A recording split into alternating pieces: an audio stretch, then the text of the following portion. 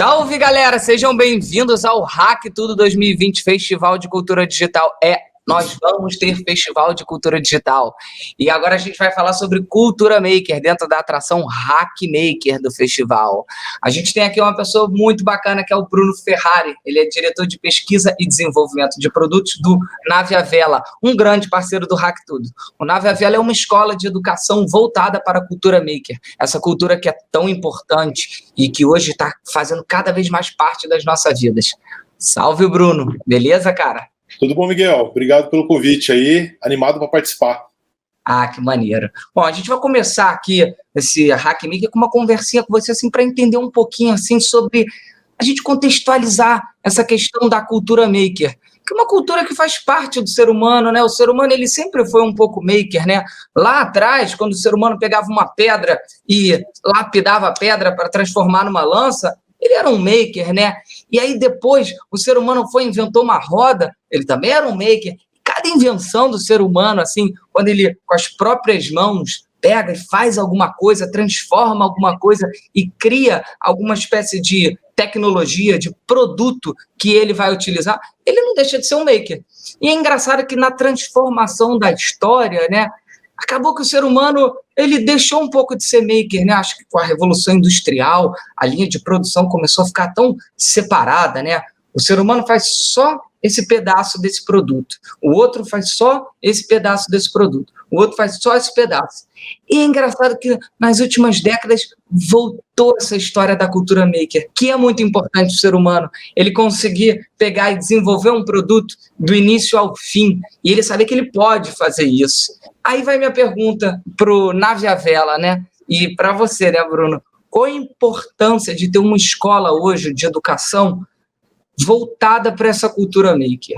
Bom, Miguel, eu concordo contigo que a gente sempre foi maker, tá? Então, até é engraçado, porque eu de formação, eu sou biólogo, e eu sou especialista em taxonomia, que é nomenclatura de espécies.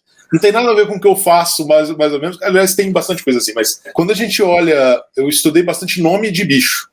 E quando a gente olha para o nome do ser humano, o nome da nossa espécie, é Homo sapiens, né? Homo sapiens, em latim, é homem que pensa, homem que raciocina. Então, geralmente, esses nomes científicos são dados para caracterizar a espécie, certo?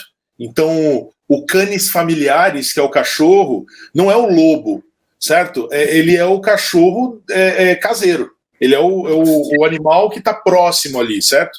E tinha um outro nome que propuseram para a nossa espécie, que descrevia a nossa espécie, ao invés do Homo sapiens, que era Homo faber. Então, assim, quando foram dar nome para a nossa espécie, as pessoas ficaram assim na dúvida. Será que eu boto o nome nessa espécie porque ele é inteligente ou porque ele sabe fazer coisas? Isso para mim é muito significativo, cara, porque uma característica que nos diferencia de todos os outros animais é a gente saber fazer. Então, assim, desde lá da origem, com certeza o que nos diferencia é essa habilidade maker. Hoje a gente fala maker, mas durante toda a história da humanidade a gente foi e não chamou maker, né? E a gente continua sendo assim. Eu acho que até durante a Revolução Industrial, tá? Porque alguém tinha que pensar aquela solução, alguém tinha que pensar o carro, o Ford, entendeu? Por mais que as pessoas não trabalhassem nele inteiro, alguém pensava naquilo. Mas eu acho que um diferencial que a gente tem hoje, e é por isso que, ao meu ver, e ao ver do Nave à Vela, a gente está tendo um boom de interesse nisso, de pessoas procurando isso, é porque o maker, além do fazer, ele tem outras características, tá? O fazer eu acho que é só o output, é só o que a gente vê do maker no final. Mas o maker, ele carrega em si muitas outras competências, muitas outras coisas que não dá para desassociar do maker, tá? Uma delas, por exemplo, é a colaboratividade. É você saber que você não cria nada sozinho, certo? E aí, dentre as características que eu posso citar, e a gente pode citar aqui no decorrer da nossa conversa, mas eu vou destacar essa, por quê? Porque aí sim, nos últimos 20, 10 anos, a gente teve um boom em termos de colaboratividade entre as pessoas no mundo, justamente por causa da cultura digital, certo? Se você for pensar o maker restrito, né? Então a gente pensa em Arduino, pensa em robótica, pensa só nisso, realmente fica limitado. Agora, se você for pensar em como que a gente aprende coisa hoje em dia, a maior plataforma maker que eu conheço é o YouTube. Se eu for te perguntar qual que é a última coisa que você aprendeu, que você não tinha noção de fazer, e você aprendeu, Provavelmente você vai citar alguma plataforma, internet, vai mesmo? Qual foi a primeira coisa que você aprendeu? E das coisas mais simples, assim, possíveis, né? Tipo, outro dia, o varal de roupa aqui da minha casa arrebentou. E aí eu falei, ai, meu Deus do céu, como é que eu vou pendurar minhas roupas? Eu falei, vou consertar. Fui no YouTube, como você está falando, Bruno, e tinha lá um maker, um homofaber, né, como você falou, ensinando a como consertar o varal. E aí eu comprei, né, no Mercado Livre, a cultura digital aí, entregou aqui em casa as peças e troquei, e fiz isso. No YouTube, como você falou. Então, o YouTube, por exemplo, aí você pensa YouTube, você pensa TikTok, por exemplo, TikTok que tá bombando aí, né, a plataforma do momento, ele só tem conteúdo feito pelos usuários, então você consome coisas que alguém fez, Homo Faber, certo? Claro. Com ferramentas para a gente fazer coisas. E aí, quando você olha nessa ótica, o Maker ele é muito mais do que só a parte técnica. Mas eu vou dar um outro exemplo para te mostrar. Você sabe o que é isso aqui? Não, né? Ventoinha? Ó, isso aqui é um projeto Maker que eu fiz durante a quarentena, tá? Trabalhando na Vevela eu tenho algumas vantagens, que é, por exemplo, ter uma impressora 3D aqui do meu lado, tá? Ela tá aqui. Então, o que eu fiz? Eu construí um videogame. Isso aqui é um videogame que tem mais de 10 mil jogos na memória. Eu fiz ele inteiro. Então, o que ele tem aqui? Ele tem a capinha eu fiz personalizada, com o logo do Navavela, e aqui dentro ele tem um Raspberry Pi, que é um computadorzinho. Sim. Tá? Mas eu que fiz isso com a minha própria mão, e é um projeto Maker, tá?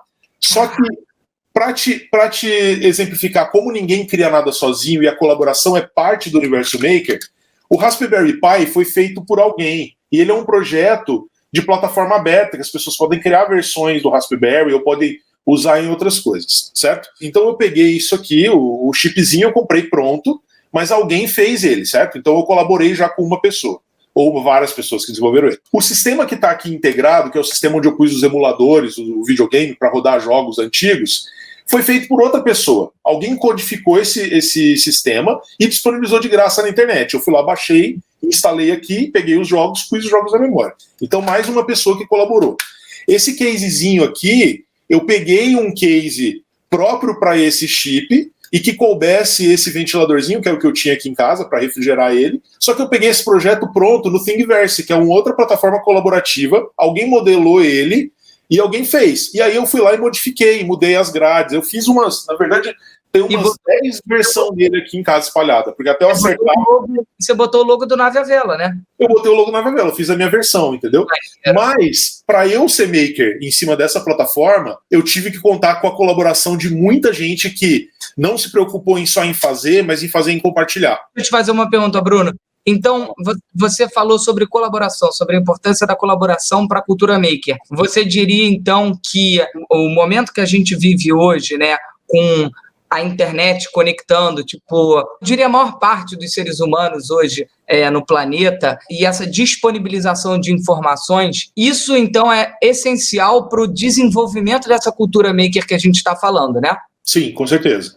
Agora, eu diria que também, dentro disso, também tem um lado que é o ímpeto da pessoa, dela, beleza, as informações estão aí, eu posso entrar no YouTube, mas como que eu crio, como que eu ajudo a criar esse ímpeto dentro das pessoas, dentro de crianças, dentro de jovens? Como que eu faço com que eles conquistem confiança de que eles podem entrar no YouTube e pegar lá como consertar um varal e fazer, ou como fazer o 3D e fazer? E aí eu acho que nesse sentido, uma escola é fundamental, né? Você ter o Navavela como uma escola que fala, olha, gente, é fácil, é relativamente fácil, mas enfim, você pode fazer, é só você entrar aqui, ó, pega aqui e te dá as instruções, né? O que a gente tem feito, assim, com os nossos parceiros, a gente atua muito dentro de outras escolas também, né? E aí, o que a gente tem feito muito é introduzir, facilitar, porque uma coisa que aí eu acho que aconteceu, sim, é que o maker se perdeu na educação. Se você for pensar na escola, uma escola média aí, ela ensina muito mais teoria do que coisas a fazer, né? Do que o que fazer com as coisas. Você, por exemplo, você lembra da fórmula de Bhaskara? Não lembro. Não lembro, eu também não lembro. Menos B ao quadrado, menos a 4C. Eu lembro que existia essa fórmula. Eu lembro de aprender a fórmula da Bhaskara, mas eu não lembro de usar ela depois da prova, assim, sabe? E aí eu não aprendi, porque eu não sei usar. Assim. Eu não vou na padaria hoje e falo assim, me dá aí B² menos 4AC pães. Eu não uso ela no meu dia a dia. Isso não quer dizer que ela não é importante e que não é aprendível. A questão é que hoje a gente já sabe, através de estudos da área de neurobiologia, ou seja, estudar a biologia do cérebro, como o cérebro humano aprende, como ele funciona, a gente já sabe que a gente aprende muito mais quando a gente faz algo, certo? Quando a gente tem uma rotina de aplicação daquele conteúdo. O que a era industrial trouxe, aí eu concordo que o maker não morreu, ele estava meio escondido, mas a era industrial trouxe uma escola, um modelo de escola, um modelo de aprendizagem muito baseado na replicação. As pessoas que iam para uma fábrica, elas não precisavam saber como funciona um carro. Linha de produção, né? Isso. Elas precisavam apertar um botão. Então ela aprendia muito de apertar uma coisa. E ela não tinha noção de como isso se conectava com as outras coisas. E que serviu para justamente você ter uma produção em massa de produtos para fazer com que esses produtos cheguem a milhares e milhões de pessoas no planeta. Mas não necessariamente criam esse lugar educacional que você está falando. Sim. Para cada um. Hoje em dia, por exemplo, num mundo ultra complexo, essa educação ela visa a gente aprender muito bem uma coisa ou um pouco de coisas. Então, decora a tabuada, saiba quem descobriu o Brasil, vamos decorar aqui. Mas, por quê? Porque vão te perguntar isso lá na frente, você vai ter que responder. Agora, como articular isso aqui num conhecimento e construir algo em cima, ou criar coisas em cima, é uma outra capacidade. Nossa, que aí sim, ela ficou pela escola, ela ficou um pouco dormente. E o Maker vem reanimar ela para a gente conseguir pegar esses conhecimentos e aplicar. Usar Bhaskara no dia a dia. Aí você vai aprender Bhaskara, entendeu? Vem cá, quantos alunos vocês impactam, mais ou menos? Dá um número geral hoje do que o Nave à Vela já impacta, assim, de quantidade de crianças, de jovens que estão ganhando essa confiança, né? De olhar e falar, cara, eu tenho 2 mãos, ou às vezes eu tenho uma mão, ou às vezes eu tenho, enfim, tanto faz, mas eu tenho possibilidades de pegar e fazer, ser maker. Quantas? Hoje a gente atua com mais ou menos 120 escolas no Brasil, com cerca de 50 mil alunos. 50 mil alunos. Ou seja, tem 50 mil pessoas aí no Brasil que estão se empoderando de falar assim, eu posso fazer isso, quebrou o meu varal, eu vou consertar. E não eu vou, tipo assim, entrar na internet e jogar no Facebook. Gente, quem conserta varal? E aí eu vou jogar videogame, vou construir o meu próprio videogame, entendeu? Exatamente. Aí cada um com as suas prioridades das suas coisas, exatamente. Né? Eu tenho um PS4 aqui, então tá funcionando bem. Eu fico imaginando, tipo, o quanto deve ser, assim, inspirador para uma pessoa construir o próprio videogame. Porque a gente cresceu com a ideia de que, assim, o Super Nintendo é uma coisa que é uma indústria gigante, o Nintendo, o Atari é uma indústria gigante que produz aquele negócio, e só ela que pode produzir isso, e ela vai botar um preço, e eu vou ter que encher o saco do meu pai e da minha mãe para pagar aquele preço, né? Para, pelo amor de Deus, compra para mim esse videogame que é muito caro. Fico imaginando você criar um videogame e você jogar com algo que você criou, deve ser, sei lá, você vai se sentir um deus, assim, você vai se sentir tipo, eu sou tipo maior do que a Super Nintendo, ou sou maior que a PlayStation, enfim. Isso é muito maneiro, e eu te faço uma pergunta. Vocês, como Nave à Vela, qual é o primeiro passo para começar a empoderar os alunos olhou ali uma instrução de como se faz um videogame e esse aluno ganhar esse ímpeto, essa confiança de falar, vou fazer. Qual é o primeiro passo? Cara, eu acho que tem uma coisa muito importante aí, que é errar. É não ter medo de errar e perder o medo de errar, tá? Por quê? Eu mostro aqui, é lógico que na live, aqui na entrevista, eu vou mostrar o modelo final.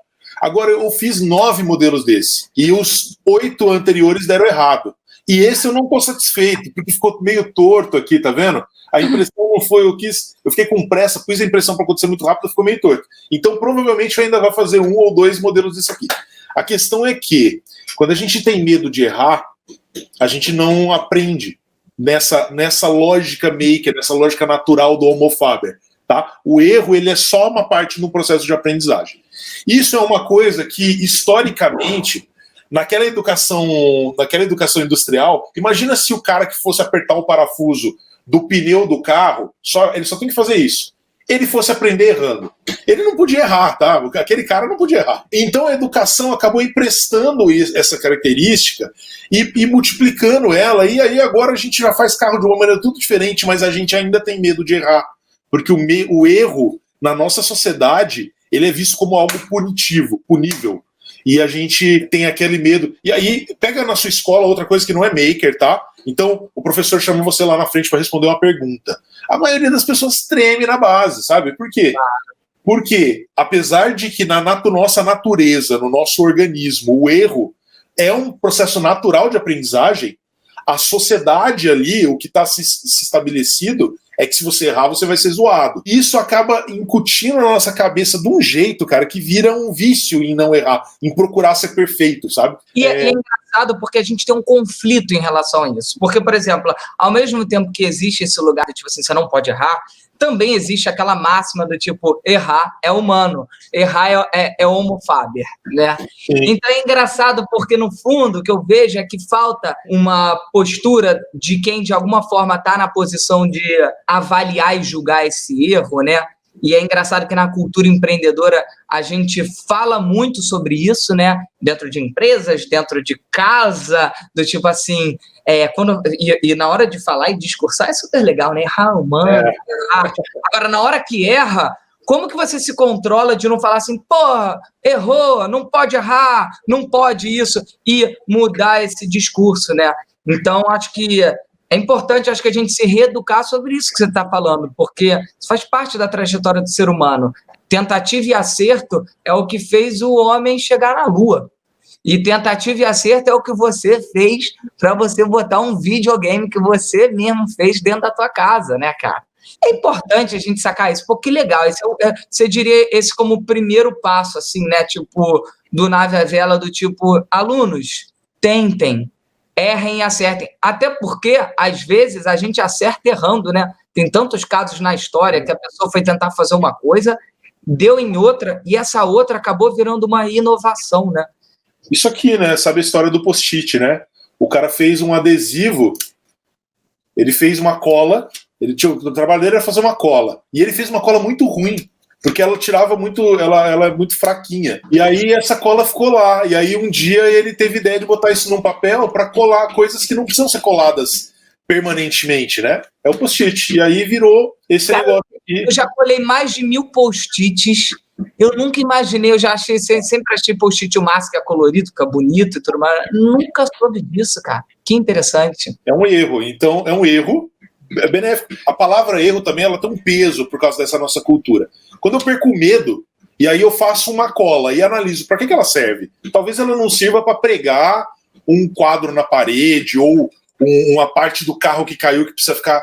Mas ela serve para esse papelzinho que vai colar e descolar milhões de vezes até perder a cola. E é para isso, o post-it é para isso. É também natural também que um aluno entenda que ele não necessariamente ele vai começar na cultura maker fazendo esse videogame em 3D como você mostrou. Ou seja, é muito legal esse tipo de parceria como o Hack Tudo e o Nave à Vela estão fazendo, porque a gente está colocando oficinas hoje disponíveis para o público que são, teoricamente, na teoria mais simples, mas elas às vezes são os primeiros passos para você chegar nesse lugar de fazer o videogame. Então, existe também um processo, né, uma pedagogia que o Nave à Vela criou para fazer com que esse aluno, aos poucos, vá se empoderando, né, e descobrindo assim, cara, a cada maker que eu faço, eu sei que eu vou chegar lá para fazer o videogame que o Bruno Ferrari faz. Cara, aquele cara que faz aquele videogame, eu quero fazer ele.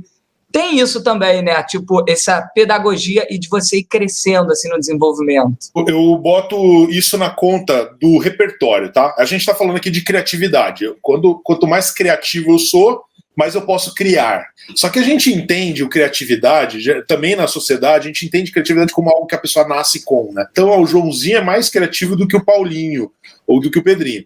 E, para mim, isso é balela, tá? Criatividade, ela pro Nave à Vela, pra gente, e isso é de muito estudo, tá? A gente estudou muita gente aí fora, currículos internacionais, a gente tem um suprassumo do entendimento desses conceitos. Criatividade pra gente é o seguinte, quanto mais repertório eu tenho, quanto mais coisas eu sei, eu conheço, melhor eu vou pegar essas coisas e remontá-las, ser capaz de remontá-las. Pensa no Lego.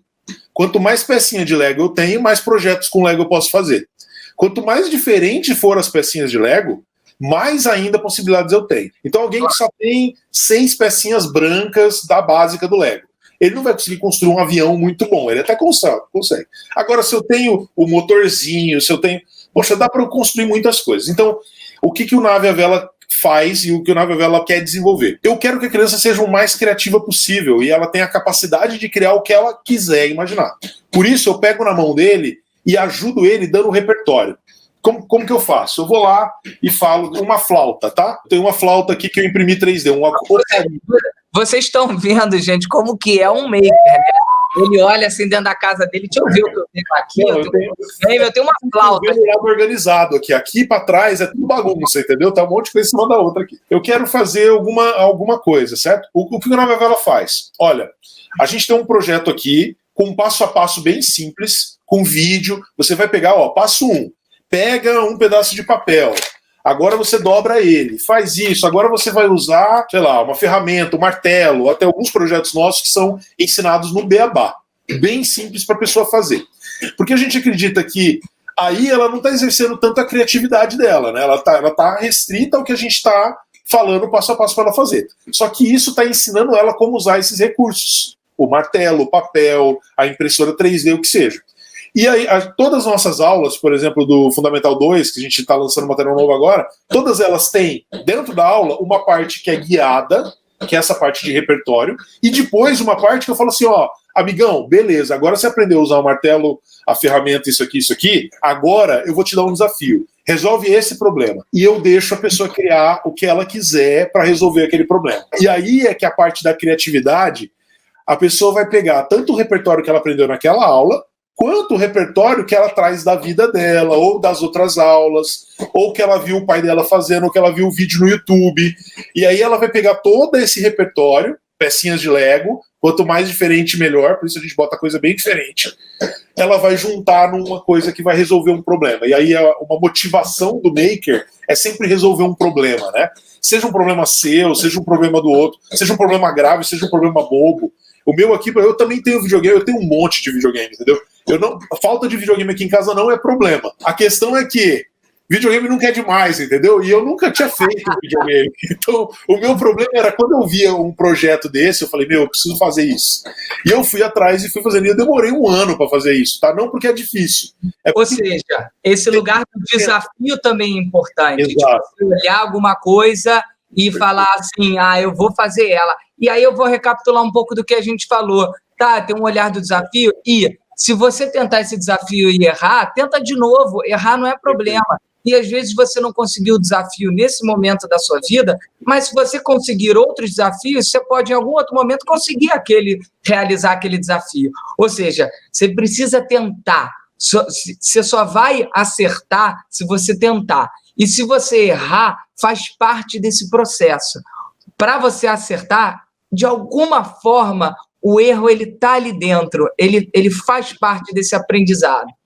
E a outra coisa que a gente falou é sobre também essa pedagogia, esse lugar do tipo de aprender técnica também, né? Então, por exemplo, o Nave à Vela, ele não fala só também assim, façam esse maker, não. Se para esse maker eu vou precisar de um martelo, é importante você aprender como usar o martelo.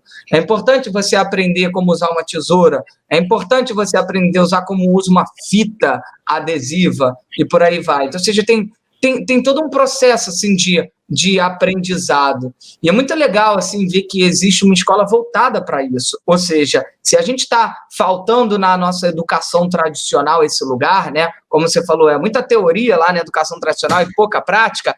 É legal ter uma escola que está criando isso. E hoje já são 50 mil alunos. Daqui a pouco são 150 mil alunos. Daqui a pouco 300 mil alunos. Isso é muito legal de ver. E eu queria, já meio que encerrando, eu quero te fazer uma pergunta, Bruno, ver se tem algo que você vai trazer para a gente.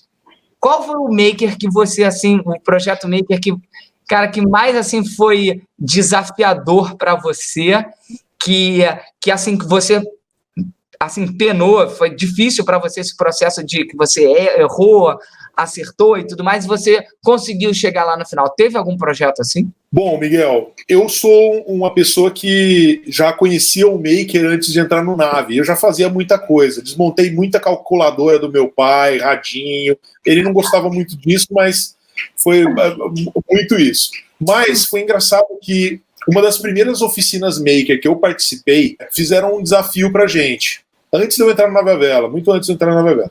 O desafio era muito simples. Era como fazer uma torre, a torre mais alta, usando 10 macarrões, sabe, espaguete, aquele macarrão seco, e um marshmallow. Eu tinha que fazer uma torre e deixar o marshmallow lá em cima. Eu, por já ter experiência, já criar outras coisas, cheguei super confiante, né, que eu ia ganhar o desafio, porque sabia como ia ser, assim. E foi um desastre, assim, meu time ficou em último, e não deu nada certo, assim, sabe? E aí foi legal. Eu lembro muito, é muito marcante isso pra mim, sabe? Porque eu acho que foi aí um dos momentos em que eu comecei a valorizar as questões não tecnológicas apenas do maker, sabe? Essa questão de colaboração, por exemplo. Quando a gente chega muito confiante, né, e com medo de errar. Eu estava confiante e ali eu estava entre professores e todo mundo sabia que eu era o mais maker, assim, eu era o mais fuçado. Então a expectativa já... E aí aquele medo do erro veio muito forte, sabe? E veio um monte de sentimentos numa coisa simples, uma brincadeira simples, assim, mas que, cara, eu lembro que eu me expus muito ali, porque não deu certo e tal. E eu, naquela época, eu lembro que foi uma lição muito valiosa, assim, como o maker, ele é muito mais do que só pegar uma ferramenta, sabe? Eu tenho que perder esse medo do erro, eu tenho que confiar nos meus companheiros e aprender o valor das pessoas, da criação colaborativa, sabendo que ninguém faz sozinho nada. A humanidade não foi criada por uma pessoa só, sabe? A gente tem uma mentalidade muito forte também hoje em dia do caso do Steve Jobs, né? O Steve Jobs é um gênio, ele fez o iPhone. Mentira, o Steve Jobs não fez o iPhone, entendeu? Muito provavelmente ele fez muito pouco do iPhone. Teve uma equipe gigantesca de milhares, sei lá, centenas de pessoas pelo menos envolvidas para fazer aquele iPhone. É lógico que o Steve Jobs ele aparece em primeiro, como ele é o dono da companhia, então fica... mas essa coisa de pessoa única fazendo isso é mentira. A gente tem que aprender a confiar nas pessoas e gostar de trocar, sabe? Toda criação, ela parte de outras pessoas, de outras criações já prévias, esse repertório. Então a gente tem que confiar nisso e eu vi ali que se eu tivesse ouvido meus companheiros de grupo, tivesse trocado ideias com os outros grupos, eu tinha ido melhor, entendeu? Então, claro, eu aprendi que essa cultura maker que tem que ser beneficiada é essa cultura do coletivo, da criação conjunta, do aprender com o outro, aprender com o seu erro e com o erro do outro, entendeu? E aí a gente consegue alcançar coisas maiores, cada vez maiores. Você falou no início, né, sobre a colaboração, né, e hoje, cada vez mais pessoas estão conectadas à internet, essa rede gigantesca, e estão conectadas a empresas, aplicativos que disponibilizam informação, como você falou, YouTube. Ou seja, o processo ele vai se tornando para a vida das pessoas, o processo colaborativo, ele vai se tornando cada vez mais orgânico, porque ao tempo inteiro eu estou recebendo informação e ao mesmo tempo eu também estou dando informação, porque quando eu posto um vídeo eu estou dando informação. Agora, para mim ficou marcado que eu vou criar uma expressão agora chamada Trauma Maker.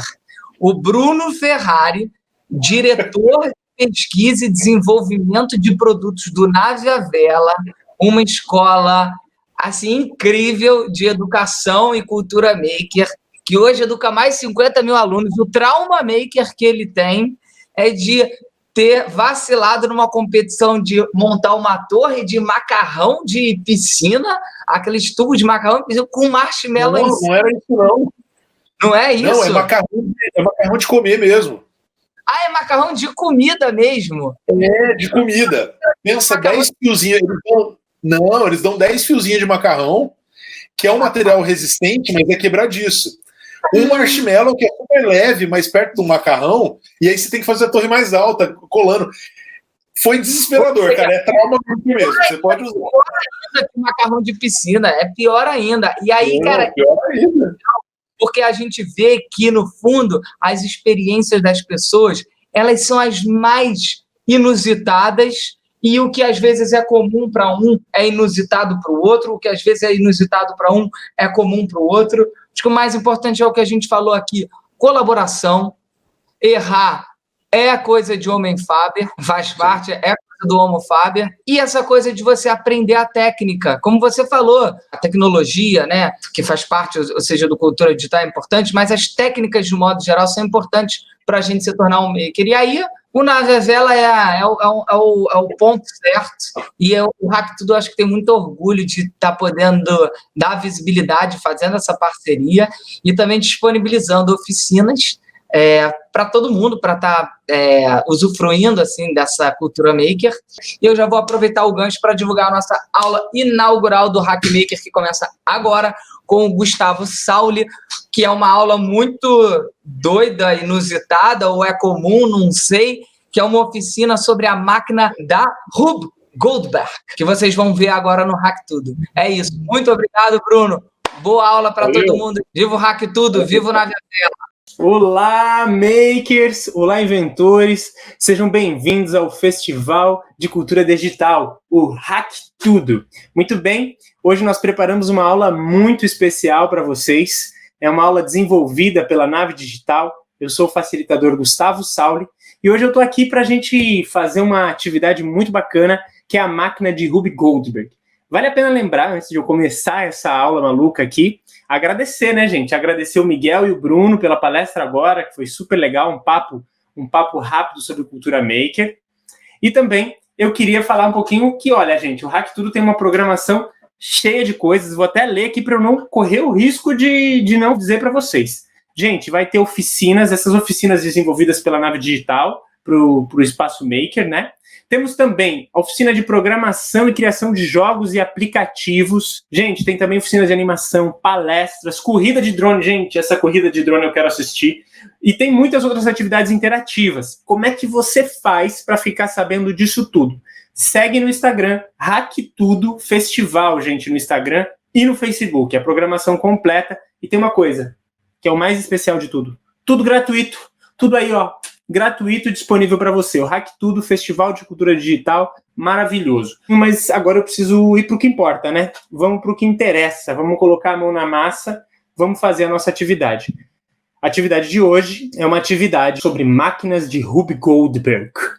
Esse nome é muito estranho, máquina de Rube Goldberg, e ela é uma máquina de reação em cadeia também. O pessoal assistiu em vários, às vezes tem aberturas de programas que utilizaram isso, clipes de banda e tudo mais. Eu fiz uma máquina, vou mostrar para vocês. Gente, olha só, a minha máquina começa aqui. Eu fiz um tobogã, a bolinha vai descer por aqui, vai cair nesse funil, vai entrar nessa gangorra e vai puxar a mensagem Hack Tudo. Antes de eu ativar a minha máquina, a gente vai descobrir de onde que veio essa história do Rube Goldberg. Quem é Rube Goldberg? Rube Goldberg, ele era um inventor, ele era também escultor, engenheiro e cartunista. Tem um cartoon muito famoso que era o Inventor. Esse cientista aqui, ó, põe lá, Tony. Foi aí que essa máquina tomou esse nome, porque ele fazia esses cartoons cheio de máquinas malucas e que faziam esses efeitos de reação em cadeia. A principal função, a principal característica das máquinas de Rube Goldberg é que elas trabalham com a ideia de conservação de energia. Ou seja, a energia, ela não se cria, você não cria energia, e você não destrói energia, você transforma a energia. Vou dar um exemplo aqui para vocês. Olha lá, gente. Conservação de energia. Aqui estava energia, ela vai cair, eu vou transferir essa energia de um para o outro. Vamos ver. Muito simples, né, gente? Conservação de energia, reação em cadeia. São diversas as possibilidades para realizar essa atividade e realizar isso. Mas eu acho que eu já falei demais. Eu acho que a gente pode ver uns exemplos de máquinas de Rube Goldberg que são muito famosas aí pelo mundo. Vamos começar por uma, que é a abertura de um programa infantil da década de 90, chamado Rá-Tim-Bum.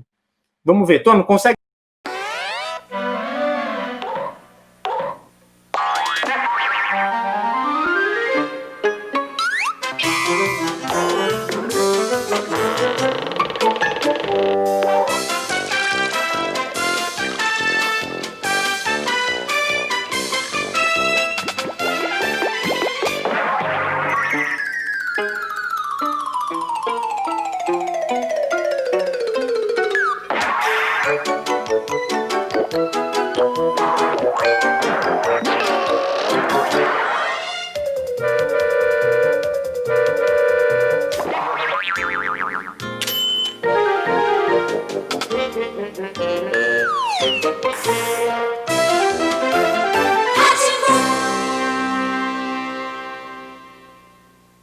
Que loucura, né? Vamos assistir um clipe. Gente, bombou há 10 anos atrás esse clipe na internet. Talvez você já tenha assistido. OK Go, essa banda fez uma máquina de Ruby Goldberg maluquíssima. Põe lá, Tono, vamos assistir.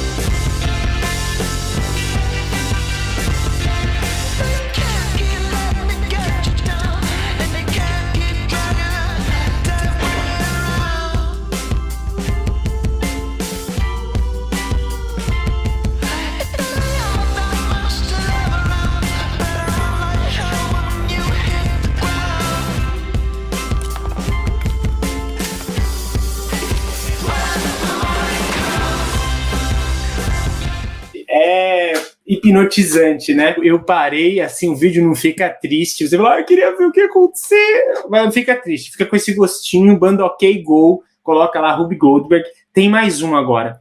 Esse também não vou colocar até o final por causa do tempo da nossa aula, mas eu vou colocar um comercial de TV da Honda. Trabalharam com peças dos automóveis. Esse é realmente muito integrante, ele é mais abstrato, assim. Vamos lá.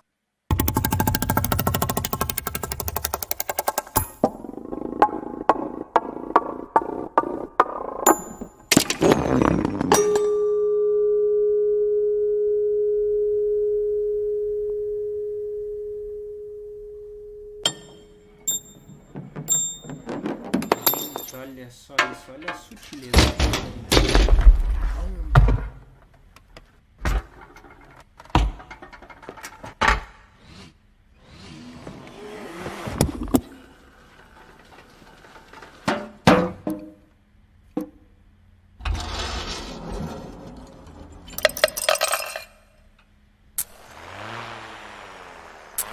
Essa parte, gente, olha isso.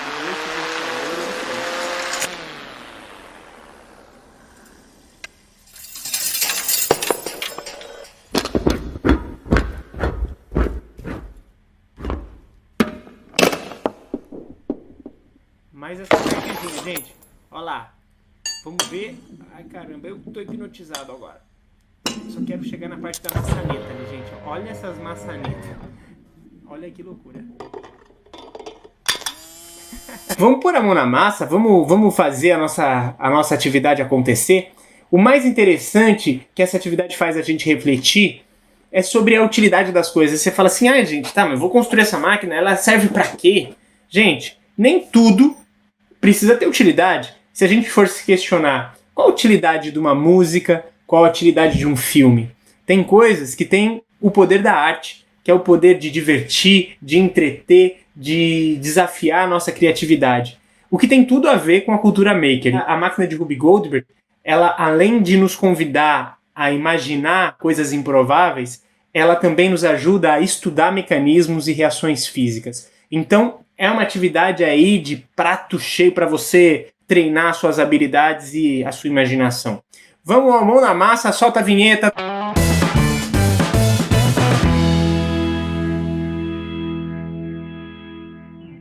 Vamos aos materiais.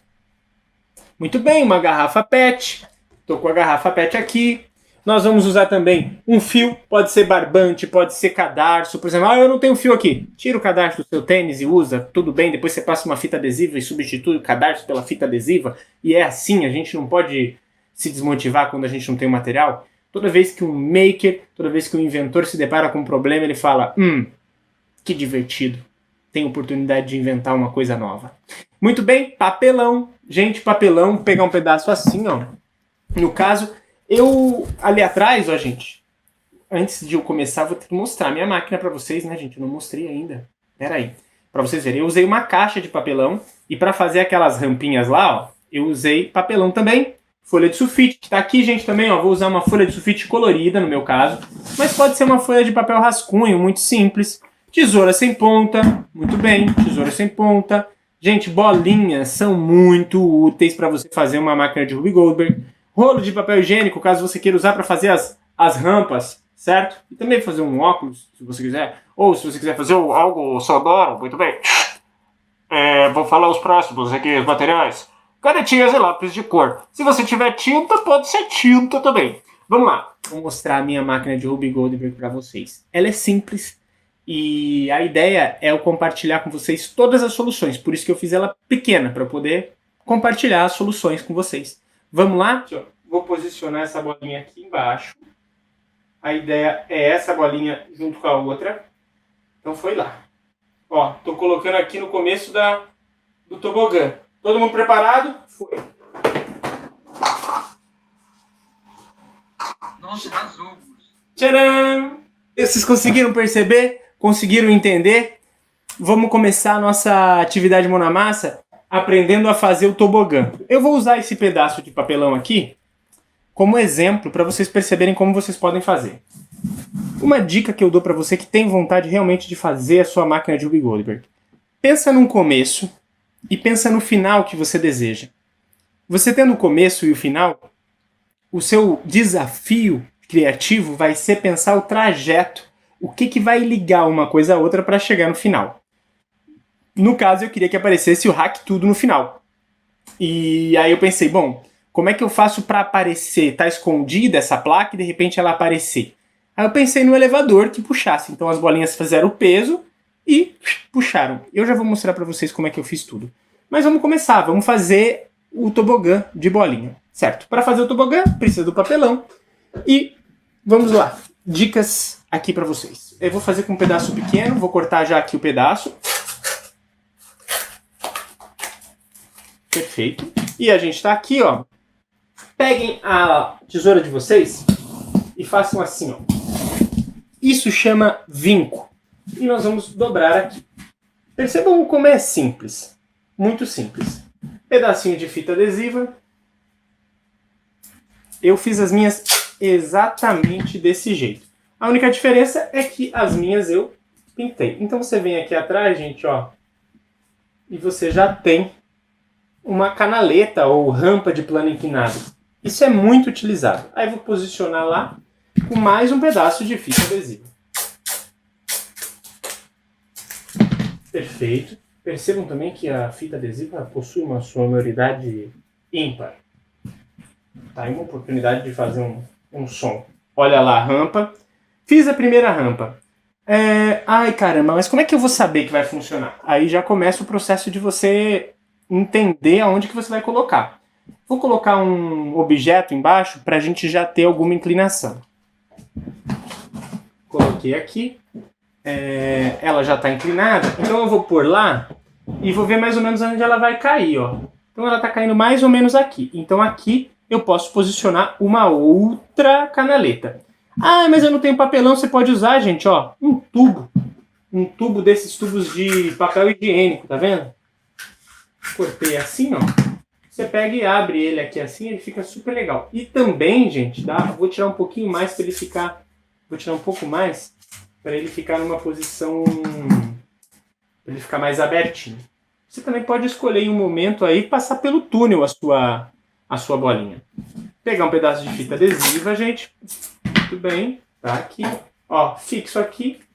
Olha lá, lembra mais ou menos a posição. Ó, vamos conferir se está certo.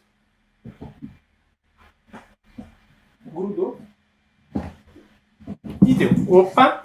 Vamos fazer a minha terceira rampa. E vou fazer mesmo como a outra. Vou fazer ela com papelão. Essa aqui está muito grande, ó. Vou diminuir um pouquinho. E o mais legal, gente, olha, eu não estou me atendo muito a medidas. Ai, mas quanto que é isso? Quanto que é aquilo? Gente, o que eu estou ensinando para vocês é o princípio de como fazer. É legal que vocês tirem a medida da bolinha de vocês, ó, tá? Ó, a minha vai dar certo aqui.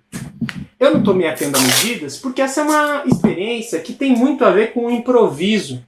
Então, você na sua casa vai ter que... Eu não consigo adivinhar o que você tem ou o que você não tem de material. Então, por isso que eu estou te trazendo uma possibilidade bem aberta e livre de construção. Posicionei mais ou menos onde vai cair a bolinha e vamos ver se eu vou conseguir.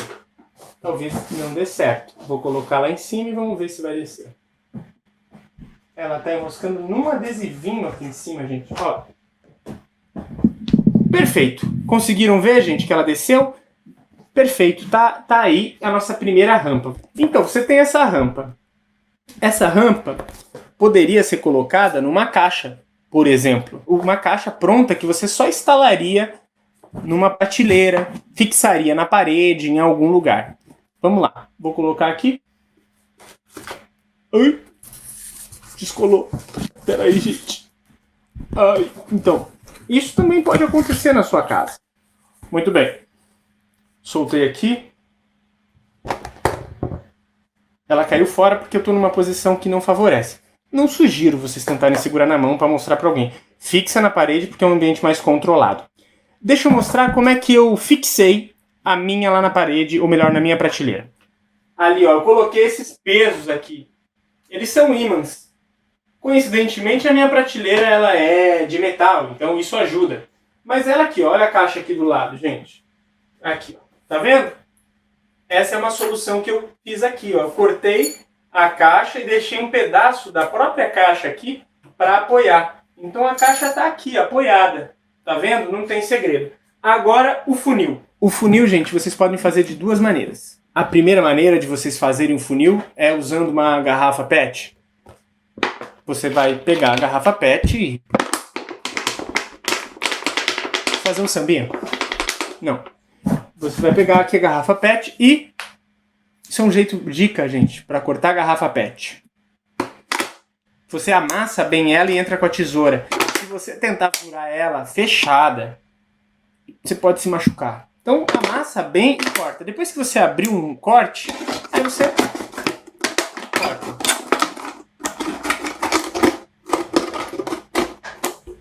Tá feito um funil. Rápido, simples, express. Vocês podem escolher fazer com esse tipo de funil, mas tem que ver se a bolinha de vocês passa por aqui, ó. No meu caso, minha bolinha não deu. Então eu tive que fazer o meu próprio funil. Eu fiz um funil com papel. Existem dois caminhos possíveis para você fazer um funil. Eu vou ensinar ou compartilhar com vocês agora, meio que improvisado, tá? Que é assim, você vai pegar e vai imaginar um funil mesmo, assim. Você vai enrolar ele em formato de funil, assim, ó, como se fosse um temaki ou uma casquinha de sorvete. Você faz isso, muito simples. Pega um pedaço de fita adesiva. Não use dente, nunca. Eu nunca uso. Nunca uso, sempre corto com a mão. Aqui, ó. Pega aqui e cola aqui com a fita adesiva, ó. Rapidamente, você tem um cone. Certo? Muito simples. Muito prático. Aí você pega aqui, vê o tamanho da sua bolinha, mais ou menos. Coloca aqui assim, ó.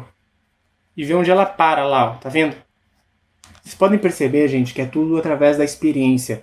Você vai descobrindo a natureza dos materiais a partir da relação com eles. E é um caminho muito positivo de construção. Certo? Fiz isso, ó. Então eu marquei, a minha bolinha tá mais ou menos aqui, ó. Certo? Então eu vou cortar um pouco acima. Tá aqui. Perfeito. Tá feita a saída. Perfeito. E você tem rapidamente, com facilidade, uma espécie de um megafone. Isso também você está aprendendo agora. Ó. Você não imaginava, né? Você não imaginava que nessa aula você ia sair com uma máquina de Ruby Goldberg, com um megafone, com um binóculo, com um monte de coisa assim. Pra você ver que loucura. Vou passar uma fita adesiva adicional de reforço. Vejam aqui. Colei aqui a fita de adesivo. Ah, eu não gostei disso aqui, ó. Tá vendo? Essa sobra. Mas, às vezes, gente, dependendo do que você quer fazer, você pode utilizar essa sobra, no caso aqui, ó, para conduzir a bolinha de vocês. O funil, ele é um excelente canalizador, por exemplo, ou condutor, né, do movimento que você deseja. Você quer que a bolinha caia. Eu queria que a bolinha caísse exatamente no copinho. E para cair exatamente no copinho, eu tive que fazer um funil. Eu vou fixar aqui o meu funil. certo? Aqui está fixado. Vou usar um pedaço de fita adesiva. Salve fita crepe. A maravilha, a invenção, uma das melhores invenções do planeta Terra. Uma questão importante de refletir sobre a fita crepe é que ela não é muito ecológica, viu, gente? Adesivos não tem como reciclar. Então, às vezes, é legal a gente usar com moderação. Ou, quem sabe, achar alternativas. Se você tem tempo, às vezes, trabalha com cola. Vale a pena. Mas também, fica tranquilo. Se você usar com moderação também, né? Mas é legal a gente ter essa consciência, né, gente?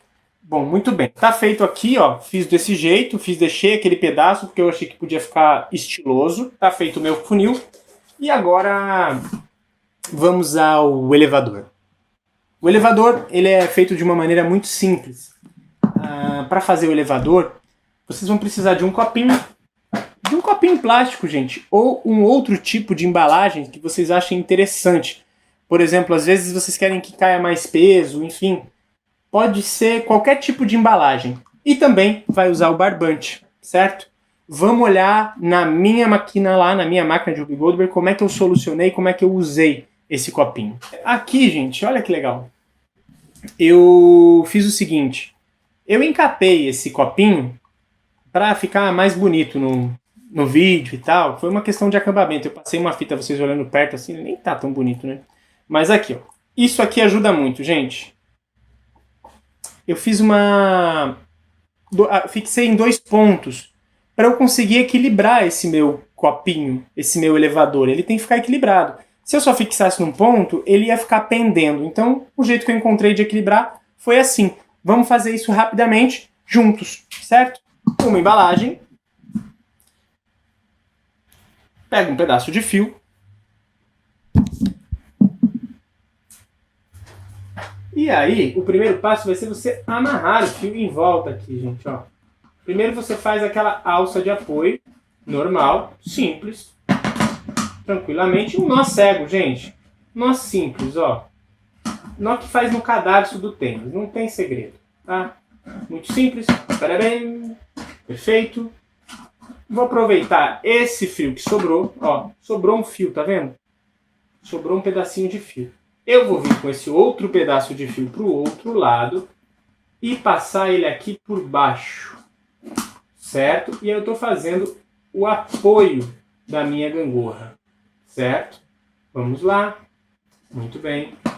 Amarrei também aqui, ó, gente. Pronto. Tá amarrado aqui, gente. Conseguem visualizar? Muito, muito, muito, muito simples. Perfeito. Agora eu corto os excessos de fio. Tranquilamente. Aqui. Perfeito. E aí, gente, para estabilizar mesmo, eu passo uma fita. Eu passo uma fita para estabilizar essa alça de corda aqui que eu fiz, né? Digamos assim. Tudo bem, tá aqui, tá feito.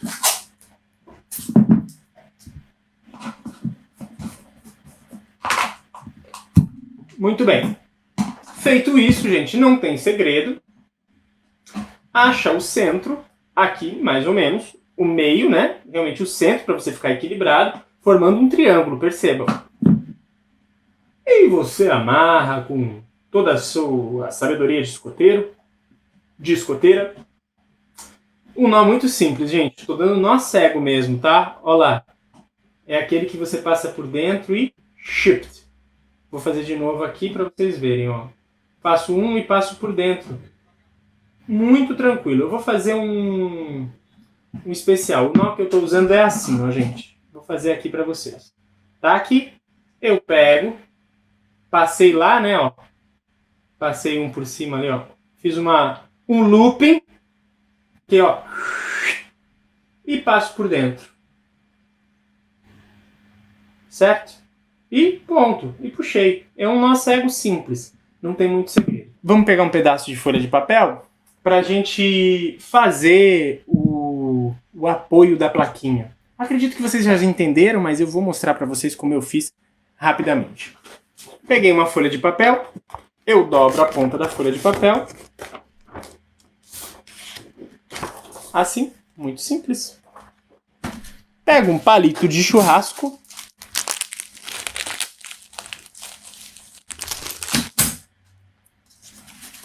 E coloco atrás. Tá aqui, ó. Muito bem. E feito. Venho e faço um furinho, gente. Pego um próprio lápis assim, ó, e faço um furinho. E é por aqui que eu vou passar a cordinha que eu utilizei no meu baldinho. Certo? Tranquilo? Cadê? Tá aqui, ó. Eu fiz um mini, tá, gente? Ó, eu fiz um mini só para vocês verem. E o próximo passo, gente, é passar aqui por dentro. Passa por dentro e dá o mesmo nó. O nó cego, gente, o famoso nó cego. Pronto. Perfeito. Ali, ó, um pouquinho de... E prate. Tá preso, tá feito, tá amarrado, tá maravilhoso. Compartilhei com vocês todos os mecanismos possíveis, ou todos os mecanismos que eu utilizei. Agora você fala, ai, mas caramba, como é que eu vou fazer? Gente, o interessante aqui, ó, e aí é que entra a diversão dessa máquina. Aqui, ó, eu fiz curtinho, né? Mas o que vocês vão ter que perceber é que, inicialmente, esse objeto aqui tem que ser mais pesado que o copinho. Porque quando a bolinha chegar nele, ela vai erguer. Agora, vocês vão descobrir exatamente isso através da experiência, o tamanho da placa. Ah, vamos supor que a minha placa está muito leve. Gente, amarra do outro lado um peso. E agora eu vou mostrar os truques por trás. Toda a máquina de Ruby Goldberg é cheia de truques por trás. Reparem nisso, sempre tem uma fitinha adesiva que segura um negócio, e agora eu vou falar sobre os truques por trás da máquina de Ruby Goldberg que eu fiz. Ensinei para vocês, compartilhei com vocês como vocês constroem esses mecanismos, mas assim, gente, vamos pensar o seguinte, se você tiver um secador de cabelo na sua casa, você pode colocar uma sacola, por exemplo, e enchê-la de vento, e essa sacola vai bater, vai ser empurrada pelo vento e ela vai puxar uma corda. Enfim, você pode trabalhar com, às vezes, um carrinho. Tinha na lista um carrinho, você vai soltar o carrinho vai bater num dominó e o dominó lá na frente vai bater em uma outra coisa. É infinito. Mas o mais importante é vocês saberem onde vocês desejam chegar. Ah, eu quero acender aquela lâmpada. Putz, como é que eu vou fazer para acender aquela lâmpada? Às vezes você vai precisar, por exemplo, se você tiver um interruptor, coloca uma fita adesiva no interruptor, coloca o adesivo e você vai precisar de um peso para conseguir puxar isso para baixo. Ele vai estar em cima do que, esse peso? Às vezes ele pode estar por cima de uma bexiga, e a bexiga pode ser estourada por um alfinete. E não sei se vocês repararam, mas em máquinas de Ruby Goldberg usam muito bexiga, porque a bexiga ela tem uma coisa muito maravilhosa. Ela cria uma estrutura e ela rapidamente é uma estrutura que se desfaz, porque explode e tem um ar ali dentro comprimido, né? Então, rapidamente você consegue tirar. Então, se você preenche um espaço e estoura. Mas vamos aos truques, vamos às manhas por trás. Vocês vão ver que deu trabalho, gente. O trabalho maior da máquina de Ruby Goldberg, para a dica que você está construindo a sua, é exatamente nos detalhes. É os macetinhos. Primeiro truque. Olha o primeiro truque. A minha placa está mais pesada. Mas acontecia que não ficava, ó. Não ficava no lugar que eu queria. Então, eu apoiei, eu meio que enfiei aqui assim, ó, no funil. Tá ali enfiado. E eu usei um apoio.